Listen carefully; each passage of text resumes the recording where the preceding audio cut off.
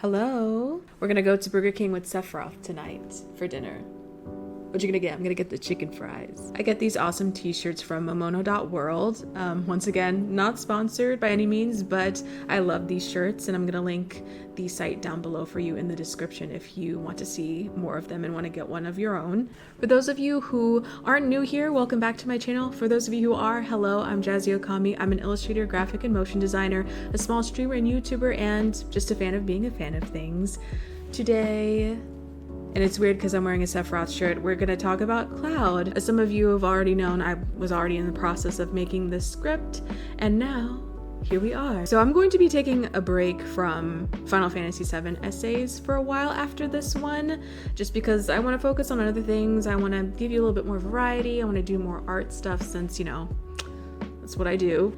As I mentioned before, we're going to be talking about Cloud Strife today. He is the main hero of the groundbreaking video game Final Fantasy VII, created by Square Enix, formerly known as Squaresoft. He's one of the most well-known video game protagonists alongside characters such as Mario, Link, Pac-Man, and arguably one of the greatest video game characters of all time.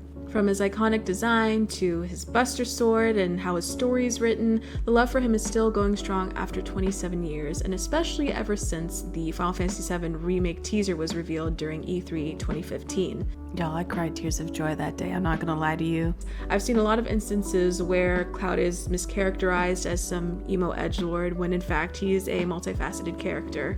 Before I go on talking about our man of the hour though, I want to give a little preface about what I'll be covering and certain things that have led up to this. If you want to skip this part, you can, but as an overview, I'll be talking about Cloud's creation, a brief history up to before Final Fantasy VII begins, so expect no story recap of the OG7, the remake trilogy, or Advent Children for now. We're going to be talking about his personality, his relationships with other heroes, and why he's loved by so many. I also really feel the need to read some of y'all a little bit during this video in regards to previous comments and debates I've experienced in the past and my experience as a lurker online in general, so prepare for that too. Putting a big spoiler warning here too, just because I'm not going to talk about all the events that happened chronologically in the original, the remake trilogy, and Advent Children, I will still be mentioning some events that some of you may not have experienced or know will happen post Rebirth and that happened in the original. So if you don't know what happens, this is your warning to not watch if you don't want to get spoiled. Also, this video was partially inspired by the 3.5-hour long stream massive Final Fantasy VII Rebirth talk uploaded by Blitz with Maximilian Dude, TheNightSkyPrince, Schrodingersbabyseal, and Sleepezi, which I will link down below because it was a great discussion and I recommend watching it or listening to it if you want to multitask. I'm sure people part of the community would agree that this was a treat to witness and a lot was talked about and covered, and I'll reference back to it a little bit later, but with that being said, let's get on to talking about Cloud's creation. In the new era of gaming, Final Fantasy VII graced people's PlayStations in 1997. As many of you may already know, we owe Cloud's iconic character design to the man, the myth, the legend, Tetsuya Nomura. Before he went on to be the head of his own projects in Square Enix, Nomura did the character designs of Final Fantasy VII after previously being hired initially as a debugger. As you would expect, projects and design elements go through many different iterations, and the creation of Cloud was no different. After the ideation stage, he settled on the 5th out of 6 iterations of Cloud as the final design, and this is how the hero we know and love came to fruition. Cloud's history. Cloud was born in the small town of Nibelheim on August 11th, 1986. His mother was named Claudia Strife, and not much is known about his father. To Cloud's knowledge, he died or disappeared when he was very young. He was recently mentioned briefly in Traces of Two Pasts, the novel, but that man of Claudia's. He was like the wind, never could settle down. One day, I reckon it was around the time Cloud would have been taking his first few steps, Claudia's man said he was gonna head off to the mountain, and that was that. Never saw him again. Sometime later, a few of the villagers found his pack. Who knows what happened? Maybe he was gobbled up by a monster. You should count yourself lucky the same didn't happen to you. Also, it is mentioned that Claudia worked at the town's inn, and that's how she met Cloud's father, and that's how he was conceived. So yeah, some people believe his dad is actually Glenn Lodbrok from the First Soldier, who was initially created just to be in Rebirth due to some major coincidences like the 2000 Gil thing, but I only doubt this because the timeline of events are slightly off, and I'm not saying I hate it, but I don't like it. They could make it work though. But anyway, Cloud grew up a lonely child, relatively isolated, not for lack of trying first from the other kids, but was pretty curious about Tifa. Him being excluded for so long led him to have a sort of superiority complex.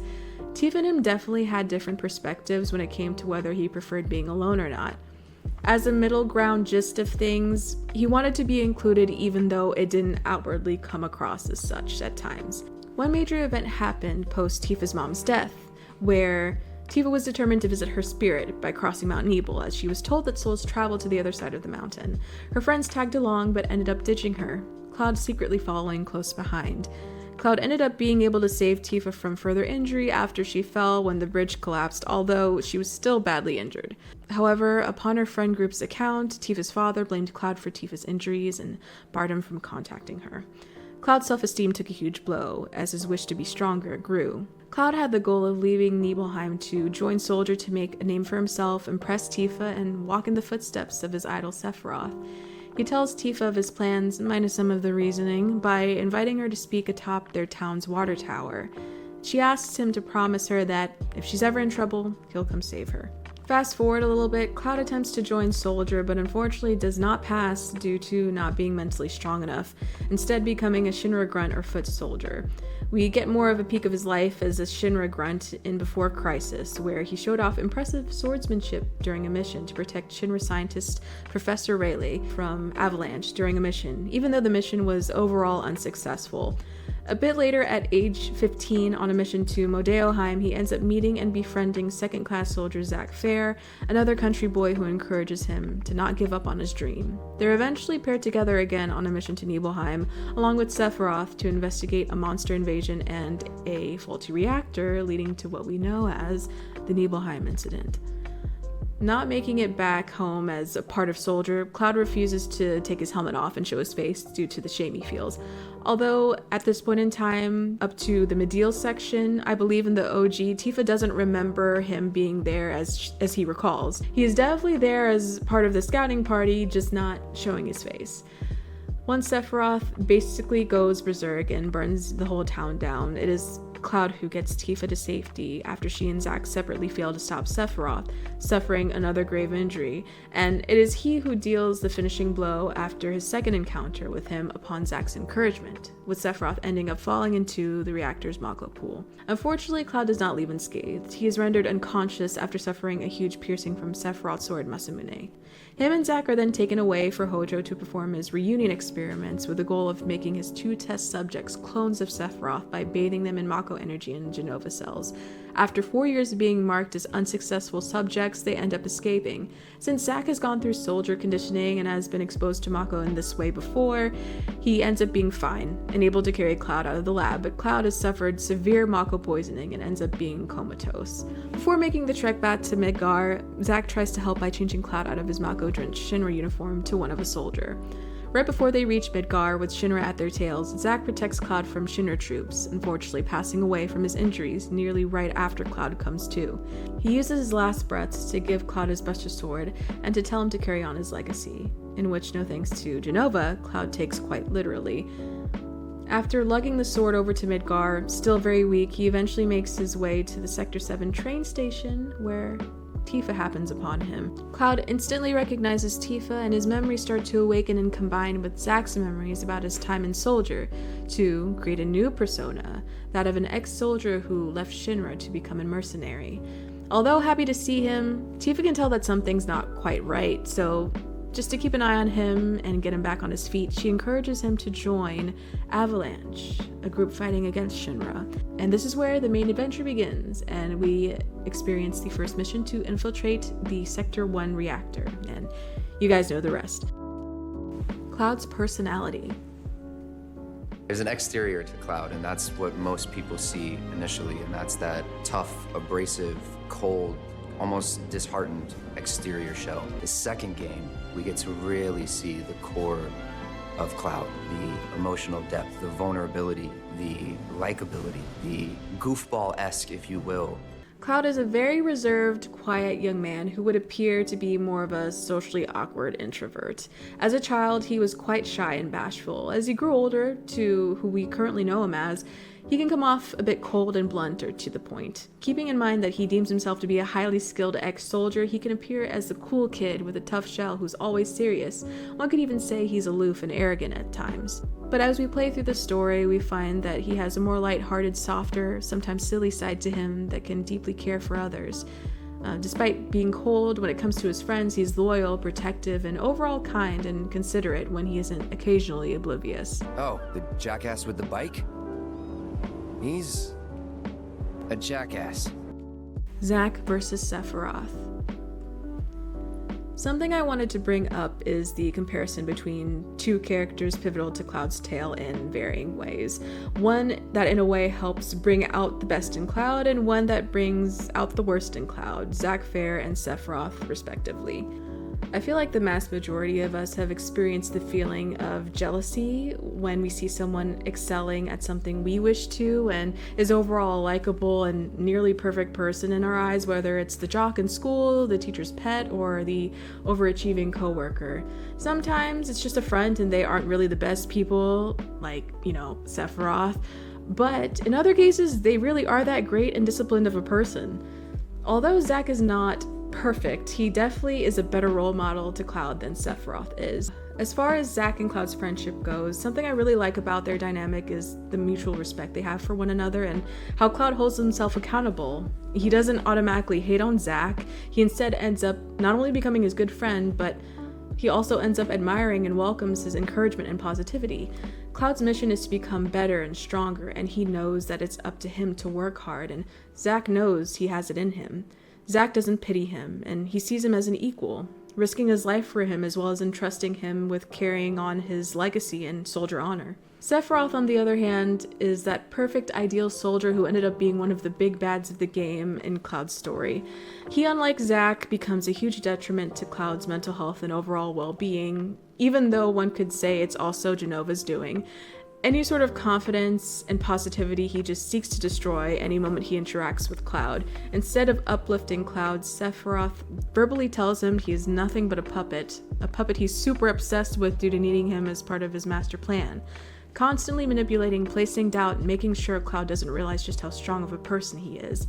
Because of Sephiroth's and Jenova's influence, he loses control multiple times, endangering the party or slightly leading them astray. Throughout this story, Cloud's in a way fighting his own demons, with Sephiroth being at the forefront, and the goal is to break the hold he has so that Cloud can recognize his full potential and save the world from utter destruction before his mind breaks first. And it's interesting to see just how Zack's positive influence is utilized and how it actually helps Cloud in unexpected ways, especially against the menacing ghost that Sephiroth is. Sure, it's a great way to use the unreliable narrator trope, but in regards to Cloud's well-being, despite him being unaware at the time, this coping mechanism is way better than worst-case scenario. We wouldn't have a story otherwise, and the world and livestream may not have our party of heroes to defend it. But besides Zack, we must also give kudos to the rest of Cloud's loved ones. Now, some of you may know I've already made a video talking about the relationship Cloud has with both Aerith and Tifa, so this section won't be as long. Cloud's relationship with Aerith is one of peace and comfort, with her being charismatic and more extroverted, pretty much the complete opposite of Cloud. She easily breaks through his shell and they become fast friends. There's almost like an innocence to their bond, a little silly, a little playful, but also reassuring, which is something Cloud needs, especially later on in the story, due to his heart and mental health being in very sensitive states. Although her curiosity sparks partially due to his similarities to her previous romantic partner Zack, she sees there's more to Cloud. They have pretty sweet moments together as she tries to understand who he truly is beneath his soldier mask. She takes the role as sort of a guardian after her death, and it's more clear during Advent Children and On the Way to a Smile, as she tries to look out for Cloud and even encourages him to not blame himself for what happened to her. With Tifa, Cloud seems to have kept this bond with him throughout his more traumatic moments, as she is still a constant through his mixed up memories. The memories of her that he had as a child is something they can both reminisce on, and it's nice to see that expanded upon in the remake trilogy. It's interesting, once Tifa gets more clarity on Cloud's thoughts, especially when recalling their childhood, she realizes they have something in common, and that's being more reserved and introverted. This is something that he shares with Tifa, although admittedly, she puts up a front and pretends to be more outgoing than she is, to be more likable. It doesn't seem to be as easy for Cloud, especially when he's younger. They do have a lot of light and sweet moments as well. In times of stress or anxiety, they have consoled and comforted each other, as seen multiple times throughout the games. And I think the bond they have is something that Sephiroth, the current one in the remake trilogy, is trying to take advantage of, now actively trying to manipulate Cloud into turning against her. This is something I didn't catch on to at all while watching the Rebirth trailers, and I really don't know why. I don't know why it took me that long to realize it. As a lot of you may already know, the moment where Tifa and Cloud fall into the Mako right after she finds him wheelchair bound in Mideel is where she helps Cloud get his mind and memories in order before reuniting with the rest of the crew. This powerful, pivotal moment, as well as where Aerith falls into the rest of the story, is something I, as well as many others, are looking forward to in the third game. Now, before we move on to the next topic, I want to bring something up that obviously comes with the territory, but I want to call out anyway. Just so you know, I love the whole party of heroes in this game. I love everyone's dynamic and how Cloud interacts with each person. Any friend of Cloud's is a friend of mine, and what a lovely bunch it is, okay? In my years of being a fan and an internet lurker, not really partaking in any discussion or debates outright, from my personal experience in terms of the select group who you could consider the closest to Cloud, or who knows him the best, or who makes him the most comfortable, whatever you want to call this group, I've seen Zack and Tifa get the most hate. Tifa specifically, if you want to bring up ships. And, you know, I've already touched on Zack earlier on, so I'm appreciative of all the people who end up commenting on my videos, sharing their thoughts and theories, whether they're similar to mine or not. And there are only a tiny few that I've completely avoided. So it came to no surprise to me at all that I got one comment outright saying Tifa is basically useless or a detriment to Cloud, which is quite the take. Y'all can do whatever with that. Y'all can let Jesus handle it, but I will never respond to comments like these that hold no room for discussion. And kudos to the person who responded but let it go early, because there's no proving people who communicate this way wrong, and responses end up being predictable, like, did you even play the game or watch the film or read the book? No, I actually really hate Final Fantasy VII, and I really hate Square Enix. I don't even know why I'm making this video. This is all just a waste of time. Preferences are cool, and as I've said, everyone has a right to an opinion. As comes with bias, there's certain points of slight projection that end up getting too amplified when discussing a character's personality, faults, and the way they're dressed even. Mind you, Tifa is very physically capable and can kick more ass than the lot of us. She should be wearing comfortable clothes she can move around in. She's wearing typical gym attire, basically just replace her thigh highs with ankle high socks, her boots with her Advent Children sneakers, and there you go, it's time to do some squats. I've even seen the argument, well, so-and-so was added last minute, and okay, such is the creative process. Sephiroth could have been Aerith's lover or brother at one point, so who cares? Take it up with Square. That doesn't make the character any less important. And rant. What Sephiroth says. Mother. End of discussion. That's my opinion! Moving on. How Cloud loves. Cloud's relationship with the other characters and how he interacts with them has been a pleasure to witness in the remake trilogy. The original will always have a special place in my heart, but there's just definitely something special about seeing the emotions beautifully rendered out and hearing them get executed with such care by the main voice cast. As Cloud states in Advent Children, there isn't a thing he doesn't cherish, from Yuffie being a little sister figure to Barrett gradually warming up to him after the short time where they just tolerated each other basically to get the job done. I look forward to more time with Vincent and Sid during the third game and see how their bonds play out. By the way, if you haven't already, you should definitely watch all of the Gold Saucer dates because they're all great and special in their own ways. It's clear, due to Cloud being more soft-spoken and not as outright in expressing his feelings, the way he loves is something I like to describe using the phrase, it's the little things. From personal experience and being an introvert myself, I grew up in a multicultural family where one half is like very outright with their feelings, being honest and affectionate towards one another, and the other half is a bit more reserved. I mean this in a way where it's less I love you and more did you eat today? Did you rest well? Here, have my umbrella. Text me when you get back. And I've grown to show my love and appreciation in what I consider the perfect mix of these sides, but what I'm getting at is Cloud loves people in the latter sense. As described before, he's protective, mainly ends up saying yes to favors, more often than not remembers certain moments that show that he pays attention and is more of an observer. Whether he may admit it or not, he likes to impress and he does like the attention. And hopefully in time he'll learn it's okay to be more upfront about his feelings, like we see inklings of, I guess, in Advent Children. I think every relationship that Cloud has is important in its own way. It's dynamic because with every person we see a little bit of different side of Cloud. Cloud interacts with Barrett in a very different way than how he interacts with Tifa. His vulnerability with Tifa is also very different than his vulnerability with Aerith. Why he resonates with so many people. It's pretty obvious the main reason why Cloud resonates with so many is that a lot of us can relate to him in one way or another. See, me personally, I'm a pretty shy and reserved person until people get to know me, trying my best to be friendly and approachable, similar to Tifa, and I'm definitely more loud and outgoing when I'm with friends, and even more assertive when it comes to protecting them or if they need anything. I'm the type of person to be nervous to ask the waiter for ketchup, but will definitely be confident enough to do it for someone else. So I'd rather be of help and lend my own strength than to ask for help or burden others. Similarly to Cloud, even though to remind you and myself, you are not a burden to the people who truly care for you. And you gotta save some of that energy for yourself. Learning and growing is never ending, isn't it?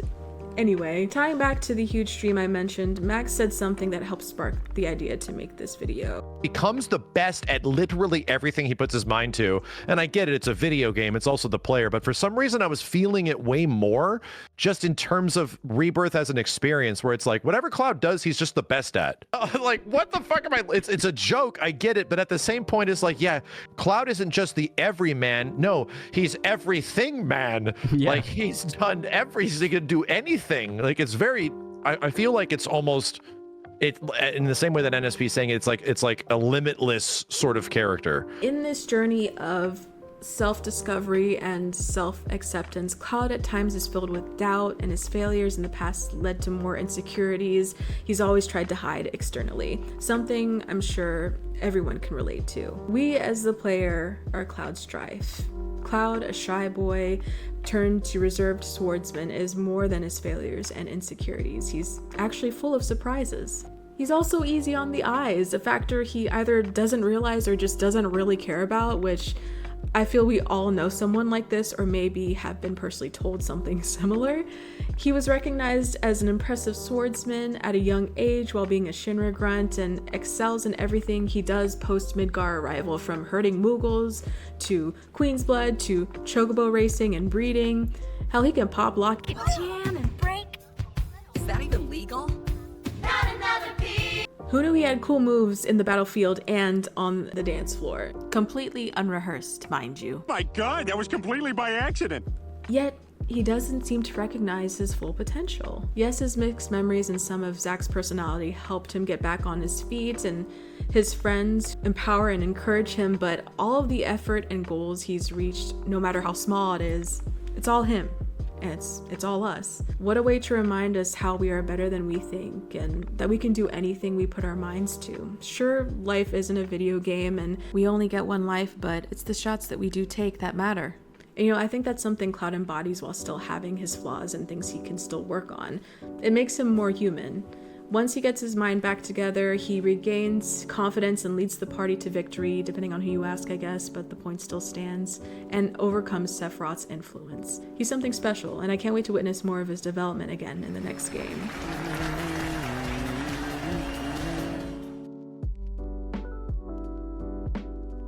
But yeah, that's it. Thanks for coming to my TED Talk. I hope you guys enjoyed this video. If you did, please leave a like and subscribe if you want to see more of me. Like I said, I want to do different types of videos. Besides, essays and gameplay videos, I want to do more art videos, maybe collection videos. Who knows? yeah, this is not the last essay video by any means. I have some planned for the future, but I will be taking a small break from these for now. Thank you so much for over 200 subscribers. It feels like just a couple weeks ago I was like at 100, and now it's still growing, and it feels weird, and it's such a big number for me. So thank you guys for your support and your comments as well. I like interacting with you guys. I love it, I should say. I love it. I hope you have an awesome day or evening wherever you are.